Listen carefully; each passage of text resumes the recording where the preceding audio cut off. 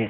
Tapi seperti saya mau tanyakan tadi, tetap saja kalau kita lihat seperti revolusi ataupun apapun itu menggerakkan pemerintahnya sebelumnya, selalu motornya memang diawali dengan ide, dikatakan tadi. Tapi pada akhirnya kalau rakyat mau gerak itu kembali ke ekonomi. Dan kalau Anda lihat sendiri, Bang Rizal, ekonomi kita baik-baik saja. Apakah memang rakyat mau bergerak kalau ekonomi ini baik-baik saja?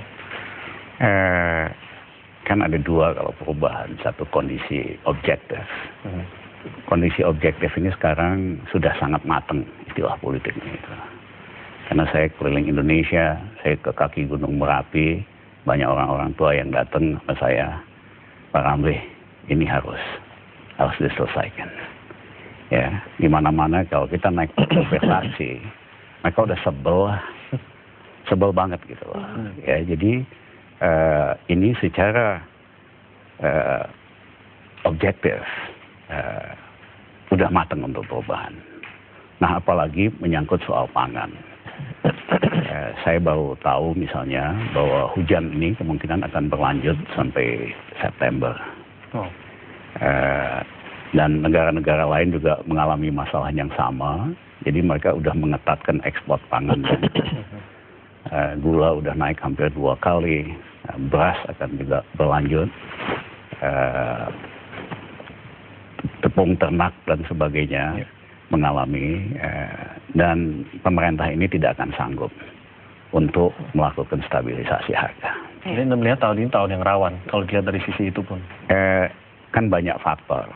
Ya, ada faktor gerakan-gerakan ini, para aktivis, ada faktor media yang juga makin kritis, ada faktor purnawirawan yang juga ingin perubahan, ada faktor tokoh-tokoh agama dan sebagainya, ditambah lagi dengan soal pangan dan ekonomi roller coaster. Ya, jadi uang panas ini ada waktunya nanti akan membalik dengan cepat dan itu akan kemungkinan terjadi tahun ini. Nah, kalau hanya 2 atau 3 faktor, seorang presiden itu bertahan. Tapi kalau banyak faktor terjadi pada periode yang bersamaan, Bung Karno aja jatuh, Pak Harto jatuh, apalagi ini. Ya. Dan ini menariknya tadi Bang Rizal bilang media-media juga sudah mulai banyak berperan. Dan kita tahu ada media baru yang walaupun dibilang media bukan formal, tapi juga cukup kuat pergerakannya ya.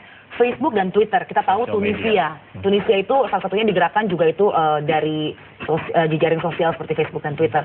Dan tadi juga sebelum kita mulai perbincangan ini, saya sempat tanya dari mana sih untuk ketemunya bisa janjian bareng-bareng kemarin itu. Secepat itu lagi kan? Dan ternyata memang Geram juga mengakui bahwa ada peran dari social networking juga ya, dari jejaring sosial Facebook dan Twitter. Iya, kalau cara biasanya memang akhirnya menggunakan apapun, menggunakan semua media yang dimungkinkan, Facebook, Twitter, lalu kemudian BlackBerry dalam tanda kutip tertentu memang sangat ikut membantu.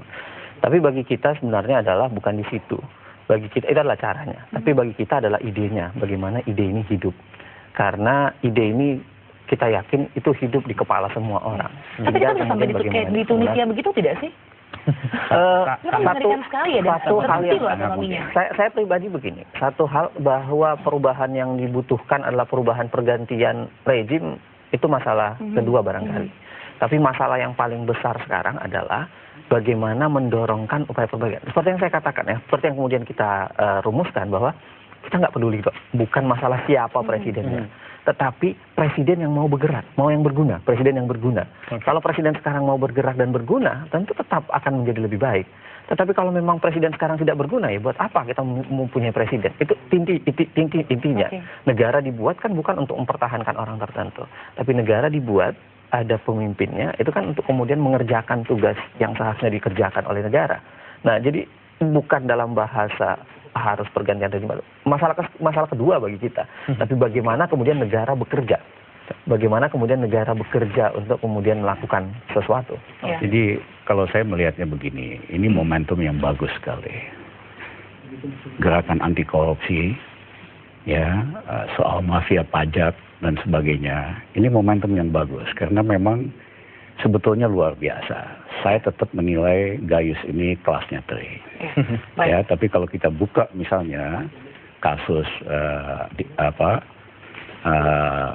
pajak di dalam refund itu istilahnya pengembalian pajak PPN itu nilainya triliunan lebih. Baik, Mbak Rizal, maaf kita potong, kita dapat informasi terbaru dari sebuah kecelakaan yang baru saja kita terima gambarnya ini ya. Iya, dan kita juga terima kasih buat para narasumber yang sudah hadir pagi ini, dan kita lihat terus pergerakannya bagaimana untuk terus mengawasi perkembangan pemerintah ini. Tadi menariknya siapapun pemimpinnya yang penting berniat untuk memperbaiki bangsa kita. Iya, itu dia. Dan kita akan lihat pemirsa gambar terbaru yang kita dapatkan dari